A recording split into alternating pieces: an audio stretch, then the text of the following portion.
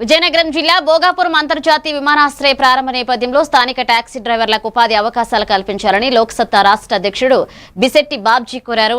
Youth హాస్టల్లో జరిగిన taxi owners association సమావేశంలో ఆయన మాట్లాడుతూ విమానాశ్రయానికి ఏడాదికి సుమారు 60 లక్షల ప్రయాణికులు వచ్చే అవకాశం ఉందన్నారు. సేవలను వినియోగించుకోవాలన్నారు.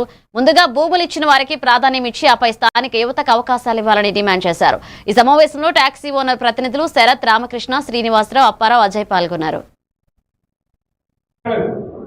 విమానానికి మనం పెద్ద ఎయిర్ హోస్టెస్ మన పిల్లలు అడగలేదు. మనం అడుగుతున్నది చిన్న ఉద్యోగాలు అడుగుతున్నాం. అయ్యా మాకు హౌస్ కీపింగ్ ఇవ్వండి, మాకు గార్డెన్ వర్క్ ఇవ్వండి, మాకు వాచ్మెన్ ఉద్యోగం ఇవ్వండి, మాకు ఏమైనా రిసెప్షన్ ఇవ్వండి, మాకు డ్రైవర్ ఇవ్వని అడుగుతున్నాం. దీన్ని అడగాల్సిన బాధ్యత అధికారంలో ఉన్నటువంటి నాయకులకు ఉంది, ప్రతిపక్షంలో ఉన్న నాయకులు. ఒక్కడ మాట్లాడితే ఉంటుంది, ఒక్కడ మరి ఎక్కడున్నాం మనం ఏం చేస్తాం? మనం రేపు మళ్ళీ రెడీ అయిపోతారు మున్సిపల్ ఎలక్షన్, కొత్త కొత్త మేకప్లు వేసుకొని. బావ ఎక్కడ, బామ్మద్ది ఎక్కడ, తోడేళ్ళు ఎక్కడ, కూటమి. రాత్రి కూడా ఒకే దగ్గర సిట్టింగ్. మళ్ళా పగలేమని మనం అక్కడ ఈ వీధిలో ఈడు, ఆ వీధిలో వాడు. శరత్కి ఢిల్లీ చదివేస్తారు, శరత్ అయిపోతారు. ఎందుకంటే మనవాడు వీరభద్రంలో కూడా జనసీనగా అయిపోయాడు ఆ బిల్లులు రాక. ఎందుకు పాప మొహమాటం కోసం సరే బళ్ళు తీసుకొచ్చి పెట్టమే, బిల్లు రావు. వాళ్ళు ఏం చేస్తే రామకృష్ణ మరి తప్పక రేపు అలాగనంటే ఆ రేపే అది ఒక కొత్త బండి.